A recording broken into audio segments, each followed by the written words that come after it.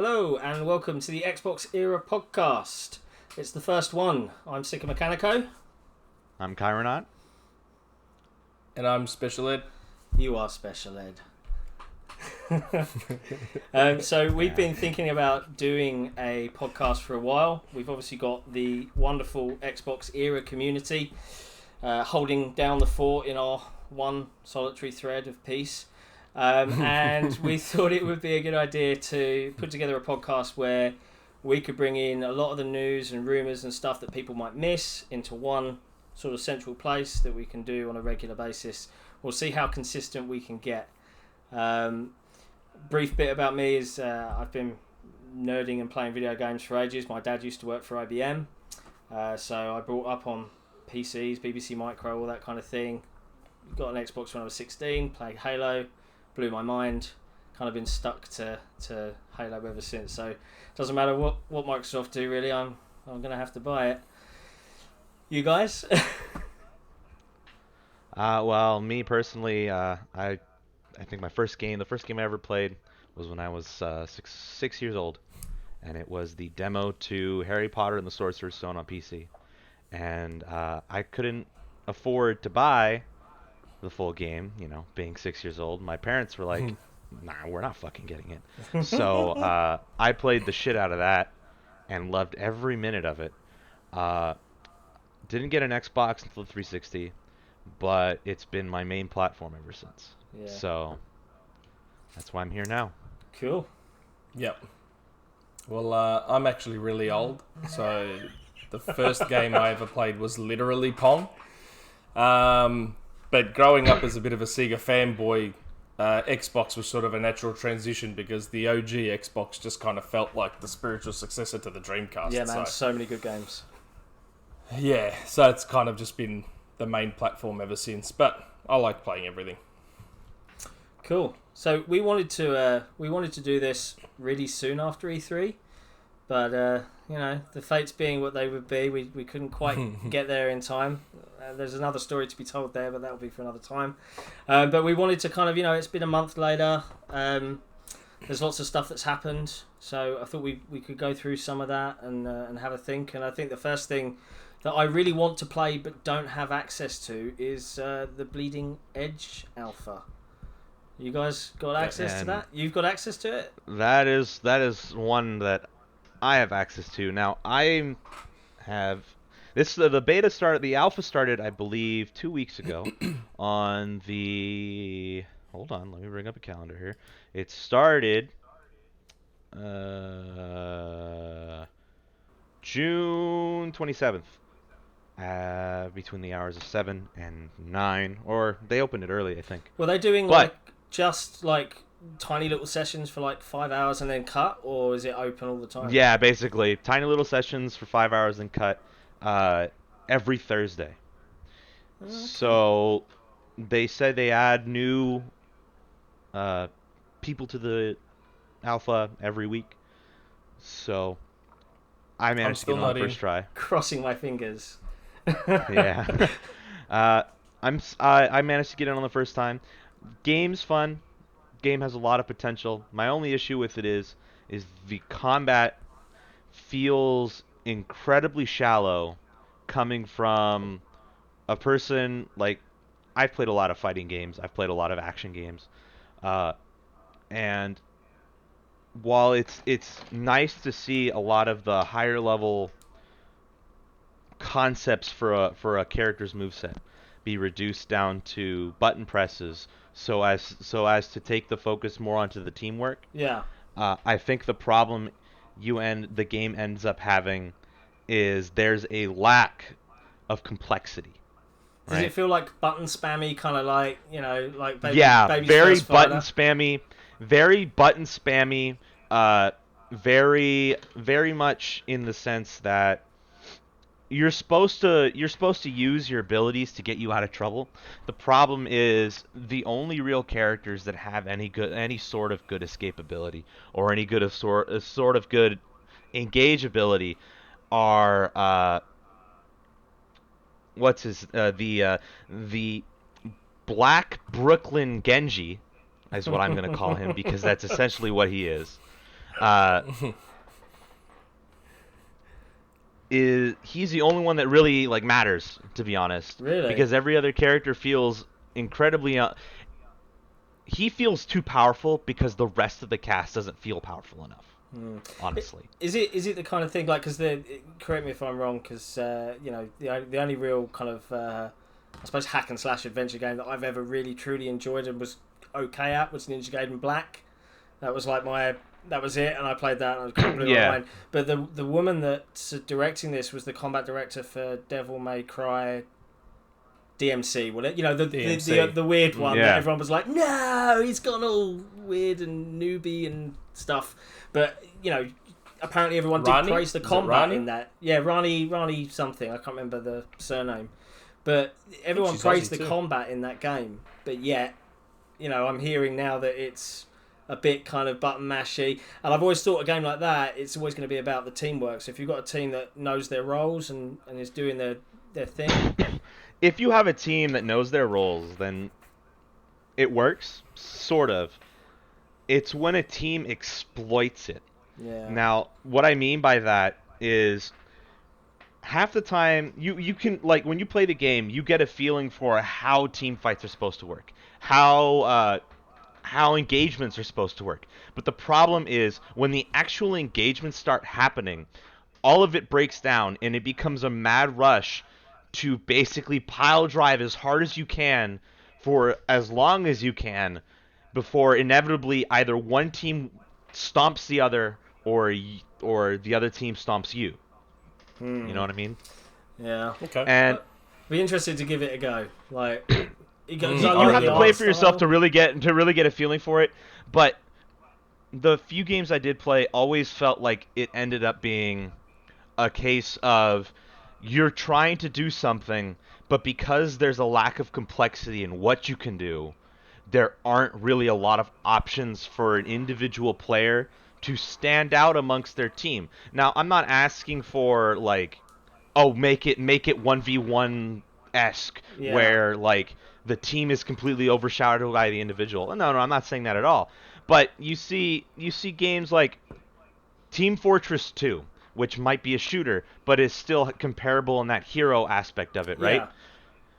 Individual players in TF2 can increase their skill, increase their skill to ridiculous levels, to the point where when they play a soldier, it's them playing that soldier, because there's a specific style to how they play that character, right? You don't really get that option in Bleeding Edge because it's too simplified, right?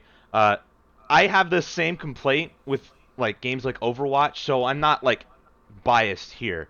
It's always the same thing of you're not giving individual players enough room to express themselves creatively within the mechanics. Yeah. Make it team oriented, yes, but if I have a crazy play and I know that I can pull it off if I had the ability to do so, let people make the crazy plays. Let people define how they play a character versus here's how you're supposed to play the character and that's it. Yeah, I mean, I think that's one of the big things, right? Is I think back to any team-orientated game, and it's always got to have what I like to call those hero moments, where even though you're two men down, you can somehow just by pure skill pull something out of the hat and change how the game was going.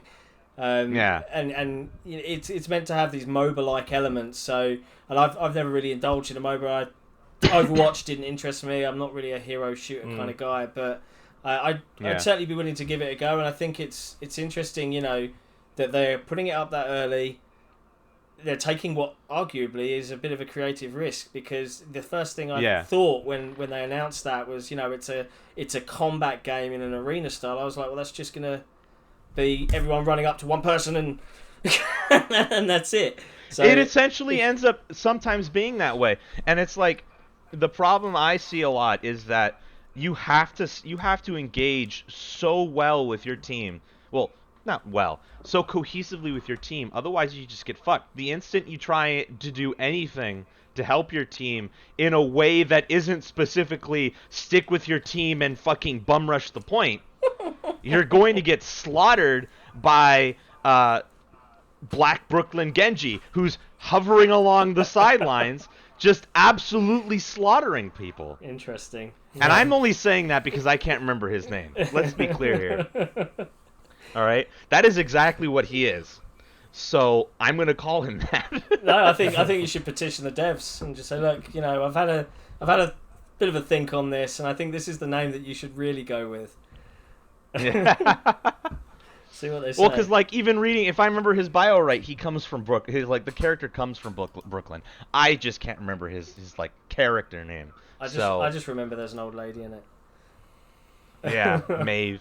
Is there? I only know that because there's her an in the Overwatch trailer. character named Maeve. So, but But it's good. I'll keep an eye on my inbox. no, Moira. No, Moira. I'm stupid. Moira. That's a classic old lady name. Why not? Yeah. Why Moira. not? But it's one of those names where people are just born old if they're named that. Like Edith, Edith, or Dorothy, like Ruth. Yeah, Ruth. You're sorry, you're already 50. Go to bed. Yeah. So there are. I've never met a baby named Ruth. Hey. So yeah, that's my thing with the game. I really see a lot of potential with it, but it definitely needs some work in allowing players to express themselves. Personally, for me, okay. I always dislike game design that tries to simplify things too much. Like, I get it as an accessibility thing, but the problem is then you force one correct way to play the game. Yeah. One correct way, and every other way sucks. You look at Overwatch, right?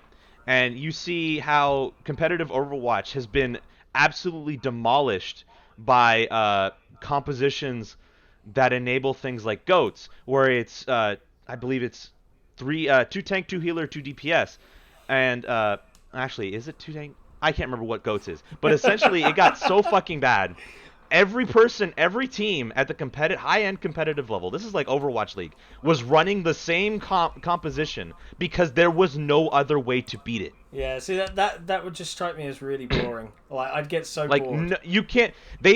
Blizzard tried for months to fix it, and they never could. Now they have to introduce. Now they're debating introducing matchmaking level features to prevent it from happening because there's no way to balance the game to prevent that from happening. Whoops. Because there's only one way to play the game. Crikey. Speaking of other betas, Gears 5 Versus is coming next weekend, and I think tonight my time is they did their first E-League. I didn't watch it, but did either of you guys watch the E-League? I have not. I saw the notifications about it. I was going to watch it, but Yeah. time restrictions. Are we all on? So, are we all on Game Pass Ultimate? Yeah. We are. So. It was a no-brainer. We're all right? getting in early. £1, We're all $1 getting in deal. early. It's just like, well, yeah, I'll have loads of games. Thanks. Yeah, I was going to say I'm not going to pass. I'm not going to pass on Game Pass Ultimate $1, and I've got it till May 2021. Yeah, I think I'm something like that, like really, really early. Well, no, I think I'm late. I was a stupid moron and didn't wait to my first paycheck to get enough money up to put a couple years and then get the deal. So now I'm stuck with having to pay starting February 2020. Yeah, so that's not too bad. I mean, it's whatever. That's not too bad. I could have been. Yeah, some people 3 years. Some people did well out of that deal. You got to wonder, they must be. I don't know whether they're making bank like Microsoft from that, because obviously they're doing that to get people on board, especially in the PC space, right? But I'd love that. I'd love to know, because we've had vague quotes, right? We've had Phil say millions and millions of subscribers, and that's about as much as we've got. We know that it's doing better than I think the EA's Access, right? We know it's doing better than that. Yeah. It's doing better than PS Now. And better than PS Now. But I would like to know, is it over 5 million? I'd like to think it must be by now, because surely if you have an Xbox, I don't know you if it'll buy be at at least 5. 2 games a year from Microsoft first party, if they release any. Then you've made your money back. Right? Yeah. You pretty much. I don't know. I still have them. I still have them at around 2 or 3 personally, at a guess. Yeah. You reckon 2 or 3 million, right? Yeah, 2 or 3 seems about right. Fair enough. Yeah. While we're on the subject of Gears 5, though, let's talk about the marketing for Gears 5 and our opinion of it. What marketing? Absolutely disappointing. Like, Rod, if you're watching, like, not that you might, but, if you are, you're not correct in your assumption that people don't want to see the campaign yet. I know we saw it last year, but we want to see some more. It's just the truth. And a little head-shifting trailer doesn't really do it. No. Okay? There's a lot of problem with Microsoft's E3 press conferences for the past several years, and all of it has to do with presentation. You guys lack it. You can't put moments of spectacle amid moments of boring and expect it to work. The spectacle has to be a payoff. You don't have that. 1, 2. Don't give us this stupid trailer. Oh fuck! We've set him off. A really cool song. No, I have to say that trailer has its place. Just E3 was. It not wasn't that place. E3. E3 was not that place. That trailer is like a TV trailer, like a TV spot, maybe. Yes, a TV spot. yeah. I agree with that. Something like that. That's not an E3 or a Super Bowl or anything like that. That's just Yeah. So true. No. The actual, like, in isolation, in and of itself, I actually didn't mind the ad.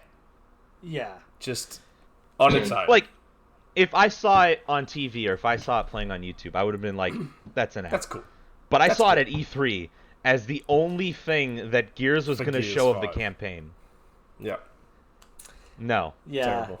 They should have done, decision. like, hopping onto the skiff for the first time, the sudden transition to open world. And, I get that it might pay off come the day before launch day when they drop their launch trailer or whatever. I get that it might pay off and people will be like, holy shit, this is, like, legit. And I've no doubt that it's going to be a good game. You know what still strikes me? A game with less campaign and more gameplay than Gears, Forza Horizon 4, trailered itself at every E3 up to it. Well, the one E3 up to it, so well. When Gears with an objectively like decent campaign like series, with decent writing, with a campaign. Let's emphasize that, with a campaign. Fucking head-turning, head-shifting trailer and nothing else, and just more talk about new multiplayer modes. Yeah. I mean, the argument is that the multiplayer is the bread and butter, right? It's the thing that people come back to. Not for me. Not for anyone that I anecdotally know. We only ever jump in the campaign through co-op, we play a bit of Horde for laughs, and then we probably never touch it again. The only people who care about the Gears multiplayer is the Gears esports people, and that is an incredibly tiny crowd to cater to. Yeah. Everyone else who plays Gears plays it for the campaign. Yeah. That's it. Steve in the Discord cares about the multiplayer too. Yeah. It's I mean, I'd be very up let's be real here, Nick. The XboxEra Discord is full of people who have, let's just say, fanciful opinions about the way they see the world. So, hey, I've said this to them in their faces multiple times, and people still don't believe me. But I mean, when I see this stuff, it's like, whew, that's not good. Yeah.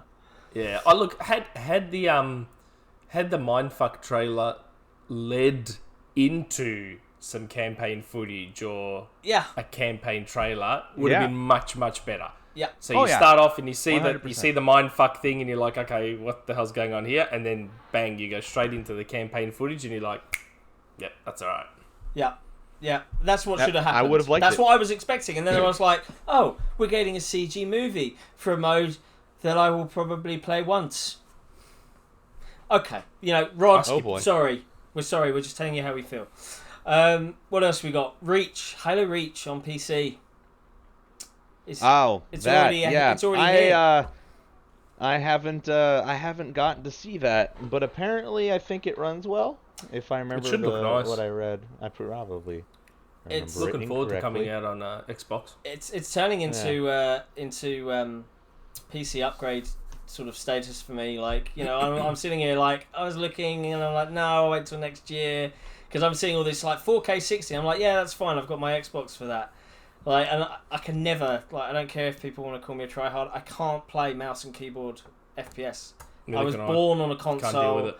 I can't do it. I mean, I can muddle my way through, but I would never stand a chance competitively ever. It's just. I'm actually looking forward to the multiplayer portion coming out too. Yeah. I'm looking for. Halo Reach I'll step back in. was... I'll dip my toes, but Reach was probably my least favourite multiplayer Halo. Well, Halo Reach 4 had was its merits. Favourite. I was about to say Halo 4 was. 4 was too much like Call of Duty. Yeah. But 4 had the best campaign. It had the best written. 4 and Reach. 4 and Reach had the best like written campaigns. Yeah. Of any Halo campaign. Halo 1 for me. I'm gonna say my personal opinion. Yeah, I was about to say CE, ODST, and then other campaigns. He's trying to decide. Those two are the like, best. Those two are the best. ODST was incredible. Yeah. It was so good. ODST was cool, but I am surprised they haven't revisited that. But then, you know, while we're on the subject of Halos, you know, Halo Infinite, I mean, my full expectation is it's going to be the Breath of the Wild moment for the franchise, right? It's got to be at this point. It's do or die. You know, they had one good campaign, terrible multiplayer. Then they had terrible campaign, surprisingly good multiplayer. Amazing multiplayer. Now we're with Infinite. You know, we've got the all the signals are there. You know, we're taking longer. The engine's being built correctly. 5-year development. The old art style is here. Here's your nostalgia, people. Oh, look at this big open world. It's got to be open world. I just don't need it to be an RPG. I need it to be more like Halo CE than not. Yes. No RPG. RPG would fucking make me cry. But I don't mind if there's small elements of it. Yeah, like little ones. You know, redeem your war small elements, and get armor but for like Sony's the new God of War included small RPG elements, and all they did was distract from the actual meat of the game. Yeah. Yeah, but that's only because in God of War, that UI for doing all your upgrades and all that was just needlessly convoluted. I didn't mind the armor upgrading and all that sort of stuff in principle in God of War. I quite liked it, but it was just a little bit much for what that game was trying to do. Yeah. Okay. Yeah, but I wouldn't be like if Halo did that, but it has to be stuff that fits into the universe. You know, I don't want to suddenly unlock like double jump and unlock weird stuff like sensible military style stuff. Like, you know, okay, now you've got an increased magazine. Now you've got armor field warthog, better scope, more in battle. You know, now your shields regen 0.3 seconds faster. Simple stuff like that by collecting parts. You know, you clear one of those Forerunner towers. Boom! That's your Ubisoft tower. It unlocks the area of the map. That's what I'm picturing in my head. It's gonna happen. I don't know about the tower thing. It's gonna happen. The tower thing. I wouldn't. Nah. It's gonna make me upset, but it's gonna happen. Those I wouldn't go that far with map. the towers. No. I'm fine with finding little unlockables, so like finding a better scope for your BR, finding a longer clip for your sniper rifle. That I'm fine with. That's as far as I'd like them to go. Yeah. In fact, it's actually something I've wanted in Halo for a long, long time. I think it just, like, you know, I've often said, like, all my pals know that I'm like a massive Halo nerd, and it's like, you know, I always like, hey, let's go play Halo, and they're like, mate, we've played that game to death, and like, you know, I mostly make maps for it now. I very rarely play multiplayer, and even when I've played like a couple matches, I'm like, yeah, okay, I'm done. I want the game to be that game where you load up your Xbox on launch night, and it's everyone's fucking playing it, and you know you can get a lobby of like 8 mates in, and you're just hitting big team battle or whatever new grand battle royale bullshit Warzone mode they throw in. You know, that's it's the nostalgia of, you know, those college years, you know, where I didn't have kids, I didn't have a wife, and you could just play games till 4 a.m. That's what I miss. It's not so much the classic Halo versus new Halo. So, yeah, I'm open to them doing whatever the fuck they want, because the old games are there if I ever want to take a blast in the past. But yeah. I think my only problem right now that I want to see them from Halo 5 that I want to see them address regarding the multiplayer is the lobby system needs work. I don't like the whole small rectangular boxes with the player icons in them. I'd rather have a list of all the player gamer tags along with their icons. I'd rather see them fix this stupid bug me and my own friends have been having where we keep running into the issue where one or two of us always constantly disconnects the instant we find a match. The instant they disconnect and they can't even rejoin. Are you playing customs? No. Oh, okay, yeah. We're playing regular matchmaking. This happens every single time we try and play Halo 5. Yeesh. And it's almost like maybe they're just not going to go back and fix that kind of stuff. I mean, for me, I've never had it before. Yeah, I've not had that. No. I've tried finding solutions to this for months because it never happened to us before a year and a half ago. But ever since then, it's just been happening every time we try playing that game. Are you sure it's not one of your ISPs? What's that? Are you sure it's not one of your ISPs? Like your internet service provider? Well, we don't think so because it worked perfectly prior to a year and a half ago. Perfectly. All the time. But now it just doesn't want to try. It sounds like a weird NAT issue, but that's what I'm thinking, but we've never been able to diagnose it. So I figure it's a problem with the game because it's not an issue with anything else. That is odd. I mean, I think for me, outside of weird forge bugs that still occur and you kind of just have to deal with them, the biggest thing that they need to do for Halo Infinite over Halo 5, if they're choosing to keep some of the controls, is consolidation. Halo 5 plays great, but it is fucking complex on a pad. You've got thrust, clamber, hover, ground pound, Spartan charge, slide, and they simplify the control layout. They need to drop half of that. Get rid of Spartan charge, ground pound. You can keep thrust. Fuck clamber because it destroys map design. Same for thrust to a degree and sprint especially. I mean, I don't see how clamber destroys map design. Leave those in there. In Halo 1, 2, 3, 4, and a little bit in Reach. The jump height was a bit lower in Reach. You could. The whole premise was it was arena shooter. On console, you could crouch jump. But it wasn't just crouch jumping. I'm always ready to shoot. I can run backwards at the same speed. I can jump over this thing. I can still be fucking shooting you. And in Halo 5, they're like, here's an animation that stops you shooting. Here's an animation that stops you shooting.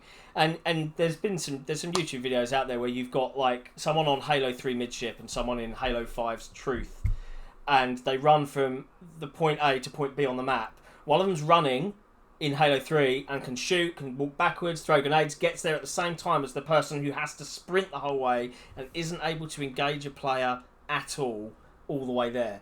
And it's I get that the player thinks, I need to sprint, but it doesn't need to be in it. It's just my opinion. I could argue about that for days, but I won't because this isn't just the Halo podcast. I mean, what I'll say is the last thing we can say on Halo is no, I want clamber in because I hate bullshit. I'm trying to make a jump and I can't make it because little wee Babby can't fucking grab the ledge and pull himself up. My thing with old Halo fans is that I find that a lot of them just want shit to not change for the sake of not changing.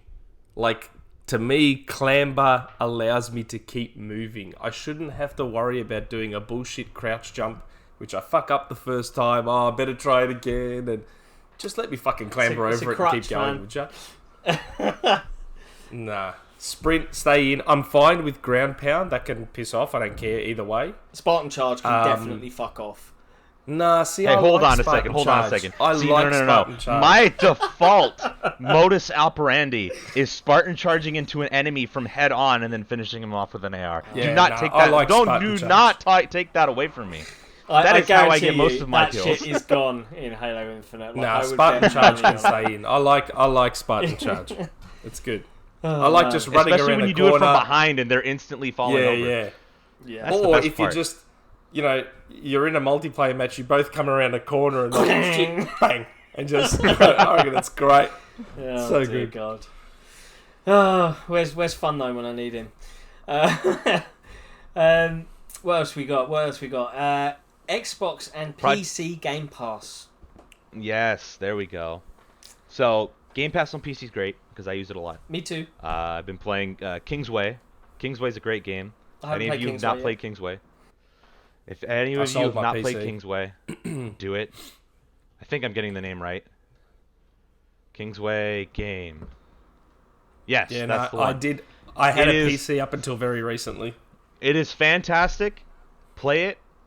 You won't regret it if you're a fan of old RPGs and just that old, like, the game basically being the computer for a little bit kind of way where you insert the floppy disk and everything kind of just fucking boots, you know. That's the great thing that I found is I went to Israel a couple of weeks back for work, right?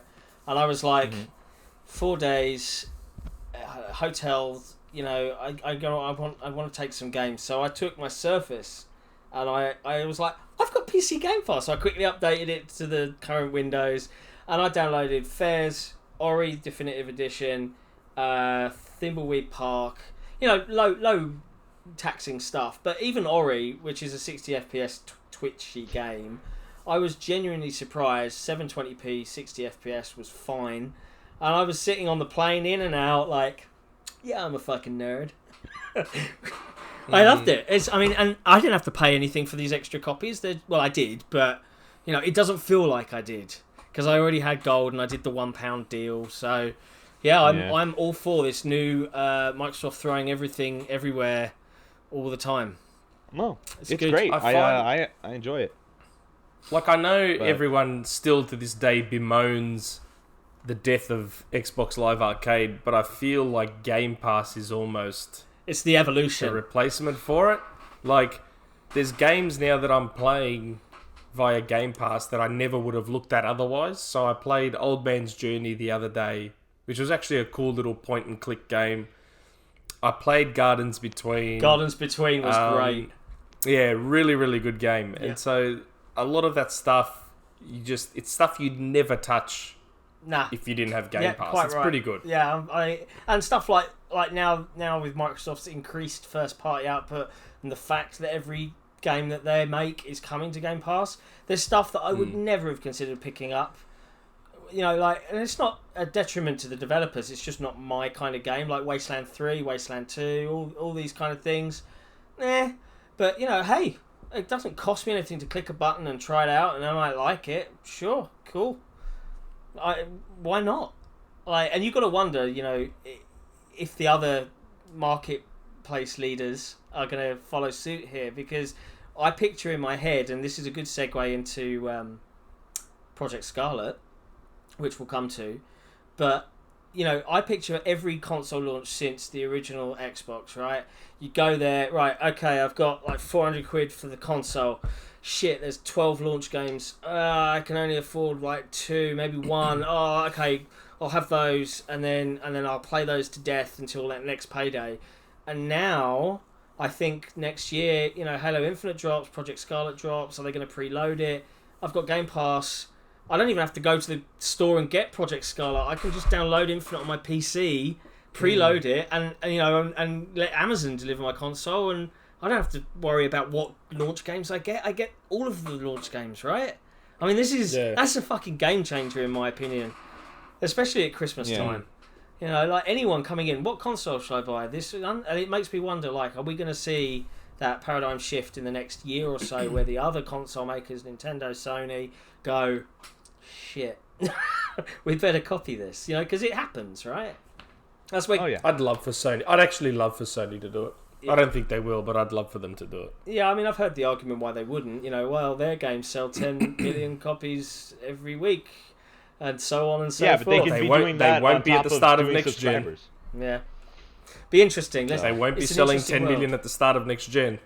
Yeah, be fun to see what happens. But yeah, next gen, Project Scarlet. What were your thoughts? ultimate first world problem. Yeah. The downside to the Game Pass thing will be when the next Xbox comes out, you're still going to have to go home initially and download everything. Yeah. Because Microsoft ain't going to be preloading. preloading. If you're a fool who doesn't have an external drive, let's be real here.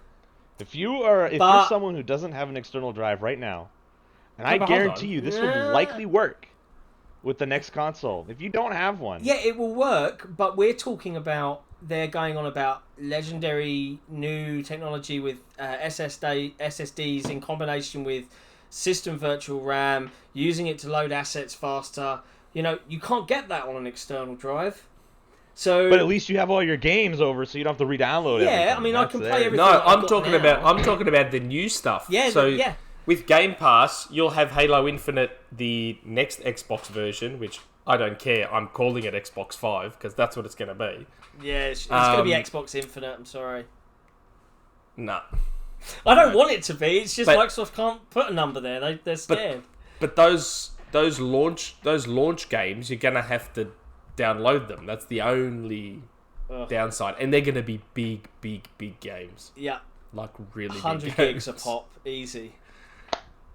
I mean, what's Gears now? So I don't know Gears if is 133 gig. Halo 5 is 113 about 100. gig.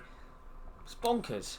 Unless there's some way, I don't know if it's going to even be possible, unless there's some way that Microsoft says, okay, if you're getting Xbox 5 and you've got an Xbox One X or whatever right now with an external, you can maybe download the Infinite version in some special container or something and then plug that external into your new Xbox and then bang, it's there waiting. Yeah. I don't know. It'd be...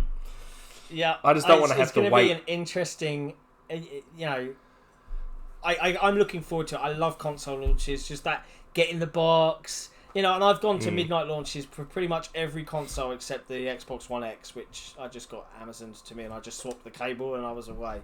Plugged in my external hard drive and it just magically works. But there is just something so fun about next gen where you get these new possibilities, all the new buzzwords that come out. Are we going to see ray tracing on a console? Are we? Yes. Yes, Cairo, yes. We are. Hey, shut up, okay? I already admitted defeat, all right? You can walk that statement back, all right? Wherever the hell you got it from, all right? That was funny. So funny. Oh, dear. So it's going to be an interesting year now. Seeing who else Microsoft buy as well, because they've been on an acquisition spree. If anyone. Well, I think there's more on the. Yeah. There's going to be more. I don't know. No. Everyone else seems to think there's going to be more. I personally don't think there'll be more. No. At least not anytime soon. Anyway, they know that Game Pass is that's their ticket. That's the meal ticket. They get content on it. It makes people subscribe and stay for longer. They get that regular cadence of games. Well, I don't want to unsubscribe now. This game's coming I think out. They have one more in it. I think they have one more in them. And it's probably going to be a Japanese dev. Because it makes sense to at least... Hey, Nick, just listen, okay? It makes sense to at least have one Japanese developer in your first party. Because Japanese games still dominate a lot of the hardcore market. A lot of the hardcore market. I have just so if you don't have that segment in a subscription service, then the people who only play those kinds of games will never subscribe to your service. Yeah. And you kind of want the goodwill of everyone. Hold on. Don't be one of those weird people in the XboxEra Discord who are like, this is a no anime zone. Okay? I'm not talking anime. I'm talking Japanese games. That they happen to coincide is irrelevant to the discussion. Is it? Okay. Is it though? It is. I mean, would you call Lost Odyssey anime? No, I wouldn't. I would call it a pretty classic RPG. Exactly. But, I mean, Nick's right. Not for Xbox. I don't think the audience is so used to not having those games that they just don't care anymore. And yes, I'm sure Phil Spencer and his team would like to tick a box and say, yeah, we got Final Fantasy VII Remake launching March 3rd or whatever it was. But, that's just... I think they're going to pick up from third-party Japanese publishers like Square Enix and stuff for Game Pass, like 6 months after release. Yeah, like Monster Hunter, for example, has done well. A single Japanese studio is just not enough. It's not worth it. Like, if they're going to go Japanese, they're better off just buying a publisher, but that's not going to happen either. So, I mean, in my head, I think the only realistic developer that Microsoft might purchase, the only one I could think of would be Platinum, but they have a really seemingly endless line of work with Nintendo, with Sony.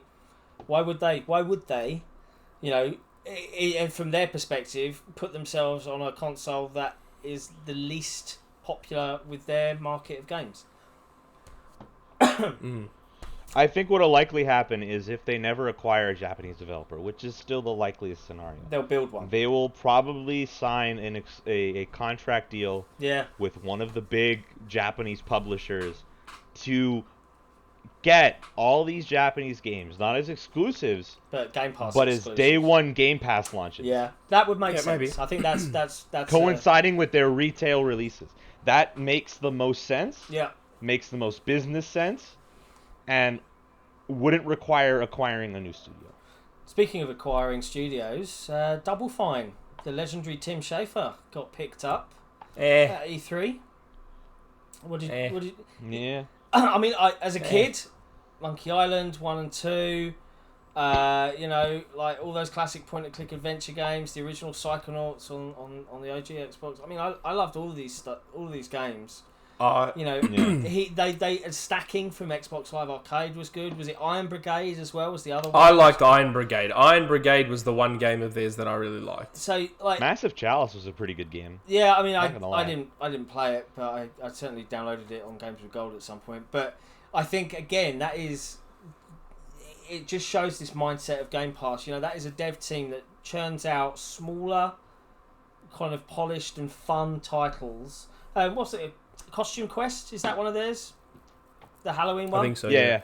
That was quite popular. I think it got a kids cartoon out of it. So it'd be interesting to see what they do, but yeah, it's I think that was a good pickup for them. And I love the YouTube videos that they've done. Like, I don't know if you guys saw it with Tim Schafer. Like, so Microsoft came to me and they said, "Here's a bunch of money," and I said, "Yeah, okay." That's great. I'm glad that he's being allowed to do that stuff. I still think, so far, for me anyway, their best pickups are still Ninja Theory and Playground. Yeah. Oh, God, Playground is I mean, they're wizards. Like, 2 years per Forza Horizon, 2, 3, and 4. Each one was... you could argue between 4 and 3 whether it was better than the last, but visually better than the last. Packed with content, and even me as someone who doesn't really play racing games, it's a really good game. It's a good game, and it's now become one of Microsoft's arguably heaviest hitters from a AAA perspective, beating out some of their sort of legendary franchises like Gears and Halo, and then that's crazy. I can't wait to see what they're going to do with Fable. Like, I'm genuinely hyped because I always loved Fable. But I always thought Lionhead, no offence to anyone that worked there, but they were always buggy. They were always a bit meh. Unpolished. The fun came through, and that's what carried them off with their their sort of fan base. But the idea of a Playground, polished, open world with all the new technology, revisiting Albion in 4K and all of that jazz, I can't wait to see that. Next year, arguably. It's got to be next year they reveal it, right? Yeah. Or tease it. You know what, though? Even if it's not Fable, I just want to see what they're doing that isn't a racing game. Yeah. Even if it's not Fable, I'd like to see what it is. I think my problem right now I expect a lot of things out of Playground Games. I think they're a great studio that does a lot of good work. But the issue I've been seeing with the Forza Horizon series as it's going on is that it's gotten a lot more aimless. Really, it's a little bit bloated. It's a little bit bloated. A kind of direction where it's just encouraging open world fun for something like Fable, without any sense of a direction, obviously would be poor, and I'm pretty sure they're not going with that. But I think my issue exactly is, I hope Playground takes the lessons learned from Forza Horizon's failings, which is too much focus on fucking throwing events at you. Will, like, out of the fucking so many icons. blue. Literally, many icons. Literally, Forza Horizon 4 is more of a game about, like, there's certain games where you're like, okay, what am I supposed to do now? But, because there's basically nothing. But you look at Forza Horizon 4 and you're like, what am I supposed to do now? Because there's so much to do. Did you play 3? Yeah, I played 3. Yeah, I played 3. Well, 3 was pretty much the same way. They both did it. Oh, yeah, it was. That's what I'm saying. Like, it progressively got to the point, and it wasn't really obvious until, for me at least, until Forza Horizon 3, where they were literally throwing whatever they could at the wall and tried to see what stuck. And I really hope they don't go in a similar direction with Fable, where they just throw content at you. Yeah, I mean, and just expect you to kind of just have fun your own way. It's like, the player needs direction. They need guidance through the world you're creating, especially with an RPG. With kids, right? Like, there is a reason I play smaller indie games more or less nowadays than these sprawling RPGs, and that is because I want you to hold my fucking hand, give me a good story in about 6 to 8 hours, and just, like, A to B. Let's just go and have fun and shoot stuff or whatever. Like, I get that there is... God, I don't even need a story. That's all I want. And for Forza Horizon 3 and 4, 3, as soon as I did all the big events, because that's all as someone who doesn't really care about racing games, I did all the big events, racing trains, racing jets, racing hovercraft, whatever. As soon as I've done that, I'm like, yeah, I've had my fun with this. I've got 1,000 icons. Because it doesn't ever feel like... I've got a couple of friends of mine that are absolutely obsessed with both Forzas, and even now, they're like grinding out, doing like the drifting achievements for each thing. I'm just like, man, it's a good game, but nah. But nah. If you're the sort of person that only buys or plays 1 or 2 games a year, I can understand the appeal of that. But I don't know if you played the original Forza Horizon. They gave it away games with gold.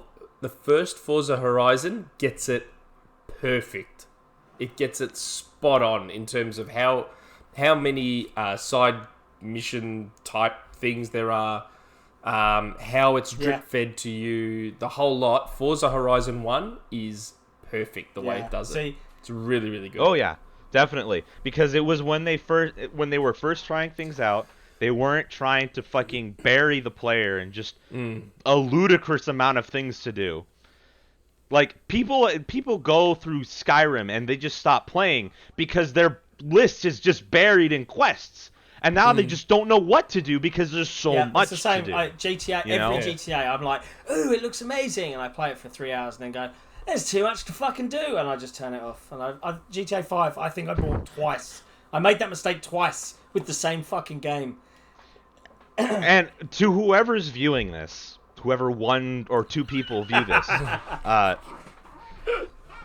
just know, and I hope I speak for all 3 of us, we're not complaining about having a lot of content. We're complaining about there's a limit, okay? There's a hard threshold you should not cross versus how much content you want. I think for me, it's directionless content.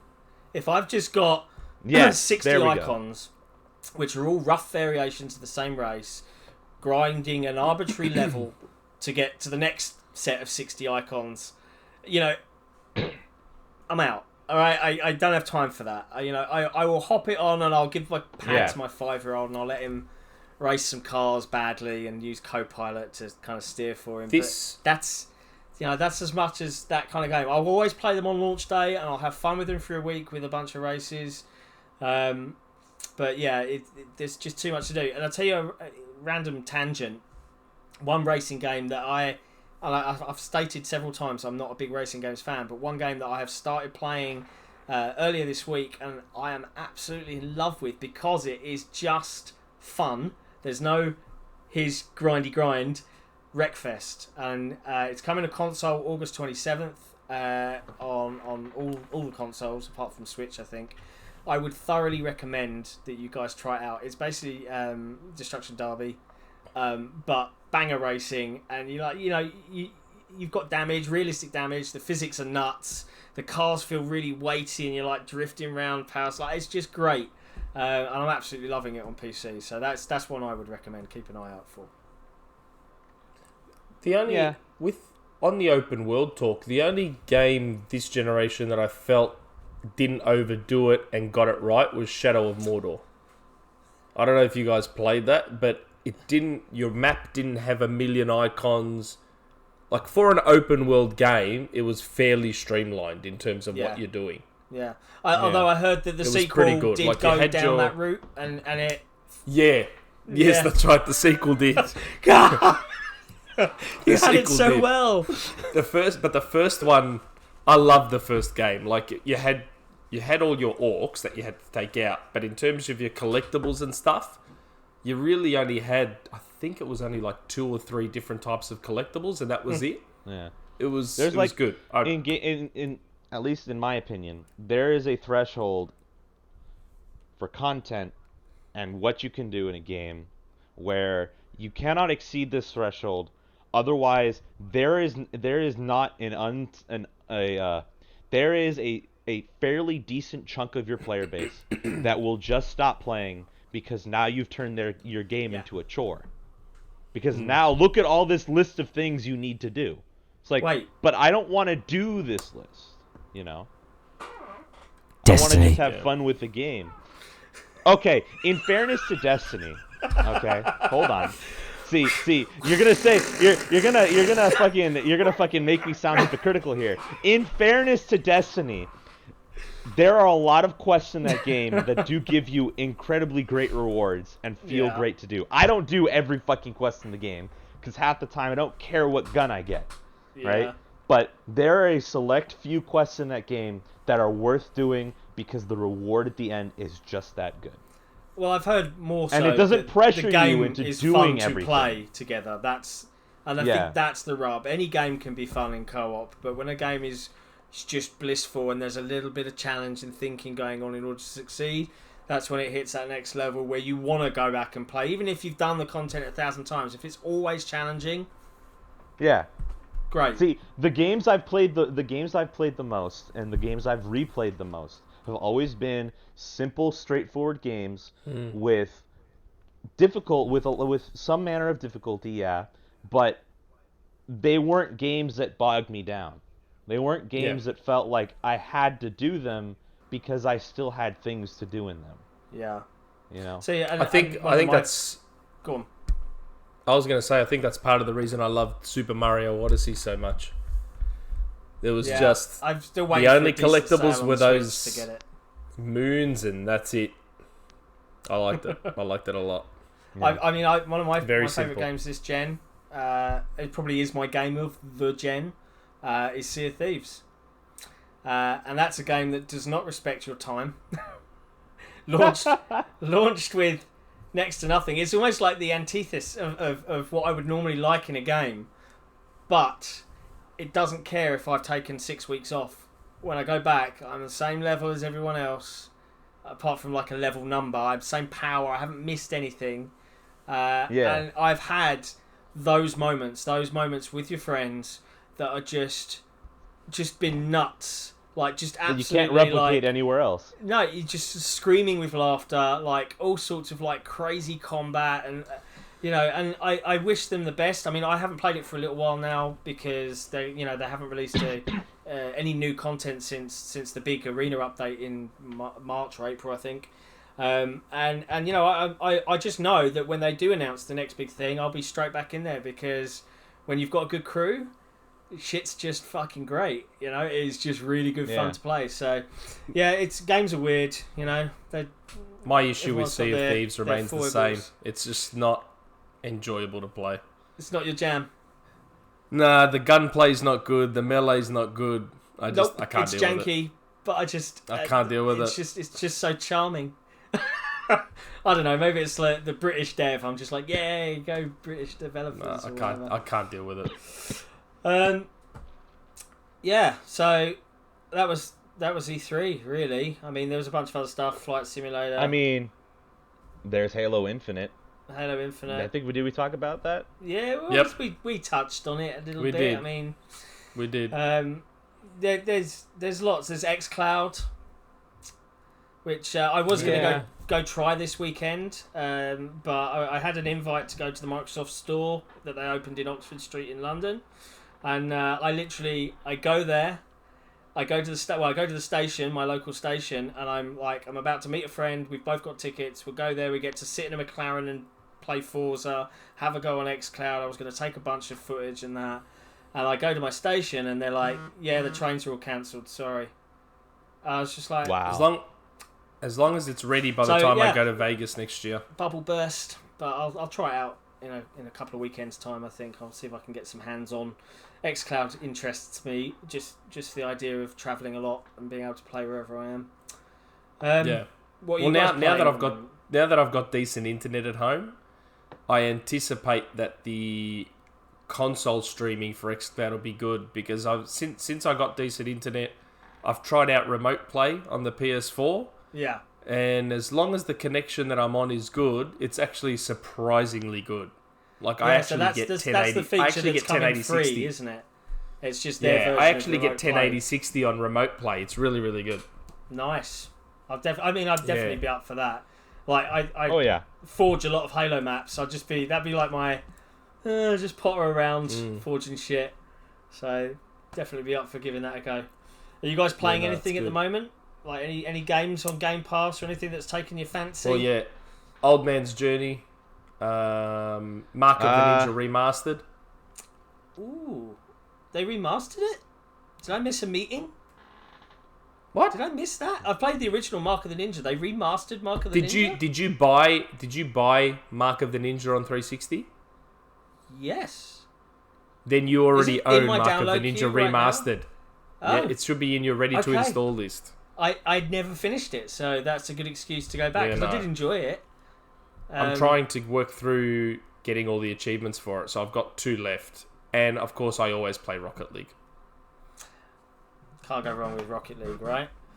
Can't go wrong. I've been playing Destiny 2, Apex, God Eater 3 on the Switch, Valkyria Chronicles 4, Minecraft, Apex Legends. I just realised. What else?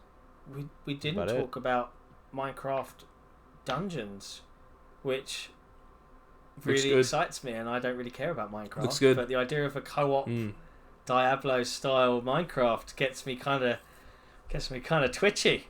Yeah, it looks like that's gonna be a really good game. Like it looks genuinely great. I'm like, where did that come from? It looks good.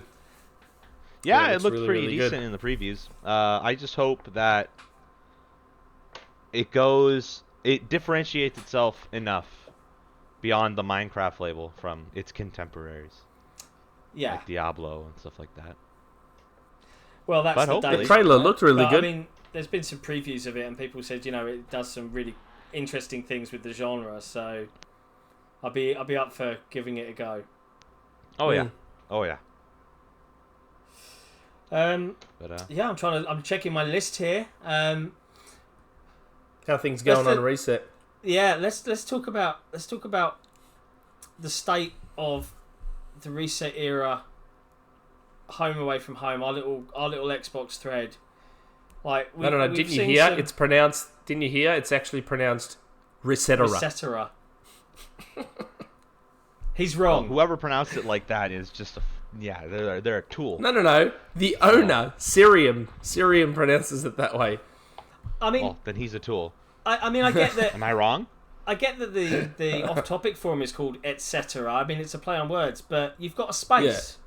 Yeah. Haven't you? Well, you've got a cut. I don't know. No. Who cares? But I don't pronounce it Resetera because it sounds too weird to me. But that's technically how it's meant to be pronounced. So should I be calling this the XboxEra Podcast? No, the XboxEra. XboxEra. The XboxEra.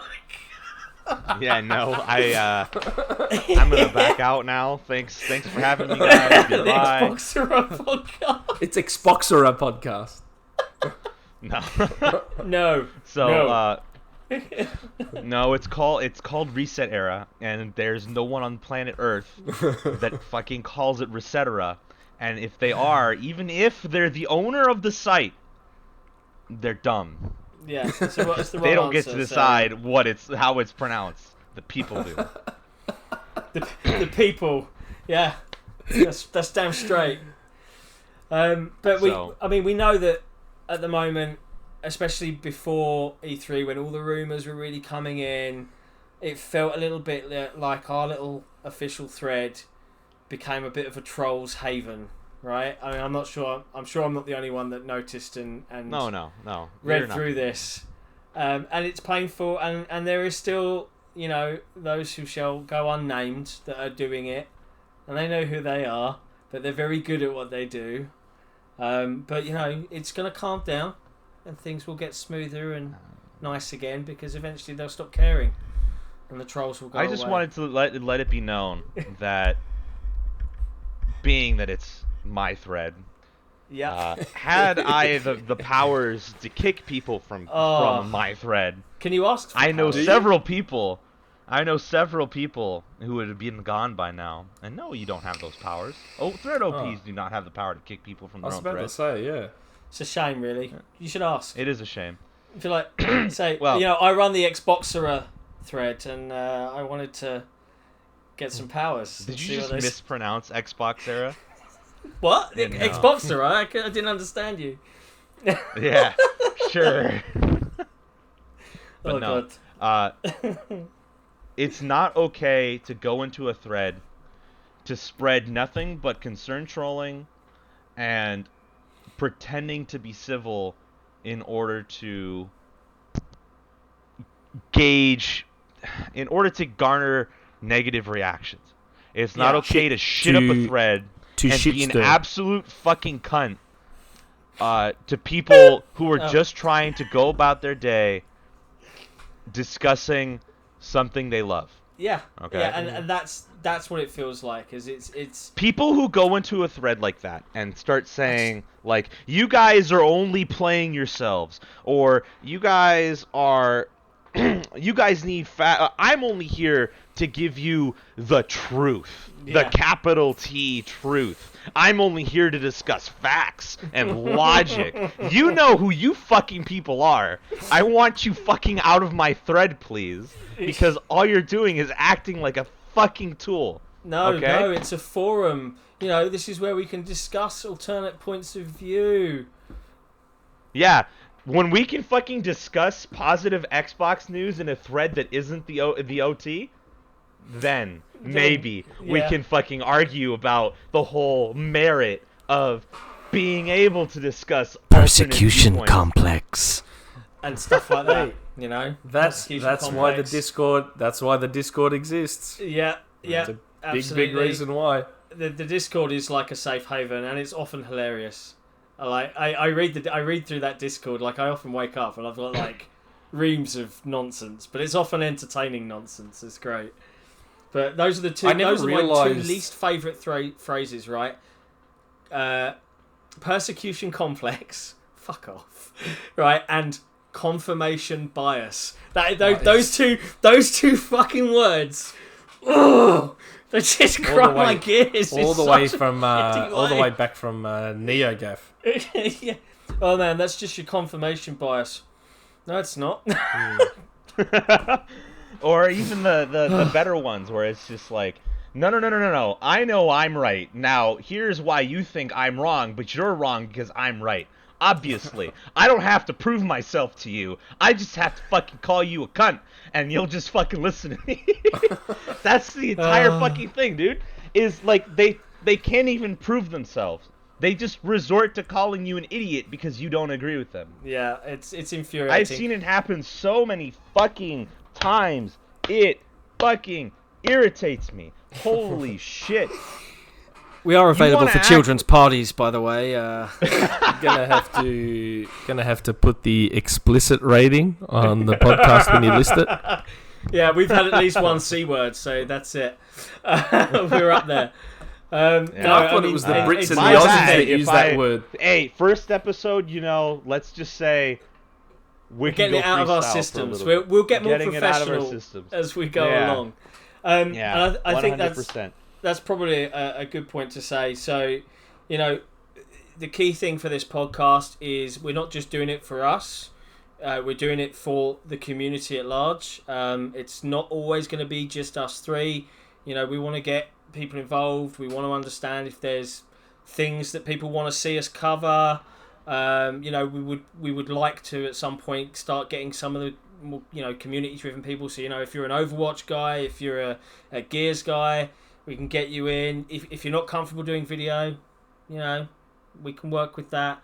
But it's all about now trying to give people something where they can catch up on general news over the week or the month in an entertaining format. Hopefully, we'll promise we'll have a Resetera venting session at least every month. Once every month. Yeah, I think once every month. I think that's got to be the way to go. Final word on the whole OT issue. Just relax, everyone. Everything's under control. The people who think they're smart will just go away. And it's fine. One other thing while we're talking about it, if anyone does want to join the Discord, just hit up Cairo, myself, Jaw Muncher, Zdox. I said Cairo. Yeah. I did say you. There's a bunch of us that can give you an invite into the Discord if you're interested. Yeah. And the reason that it's not an open invite is pretty clear from everything we've just discussed, is we do not want to have that kind of... And we're not... there is plenty of criticism of Xbox in the XboxEra Discord. We're not all sitting there going, praise Microsoft, praise. It's the unnecessarily negativity of certain individuals. We're just not interested in... It's the people who aren't... We don't don't allow people in who aren't interested in engaging in an actual conversation. Yeah, it's if all they do is want to talk to hear themselves talk, or to see themselves talk, or to feel like they're smarter than other people, then they don't belong in that Discord. They don't belong in the community, to be honest. Yeah, I agree. If they want to do something like that, they should find their own goddamn site. How about that? That's my feeling. The man has spoken. Yeah. And on that note, is there anything else you guys want to cover, or should we wrap this up? I think we got everything. Cool. So that was the very first episode of the XboxEra Podcast. We're still working on how consistent we're going to be, but it shouldn't be too long till the next one. But yeah, thanks for watching, and we'll see you soon. Thank you. Courtesy waving. It's weird. This is weird. Okay, I'm going to click stop All right. record now. Yep, same here. Peace out.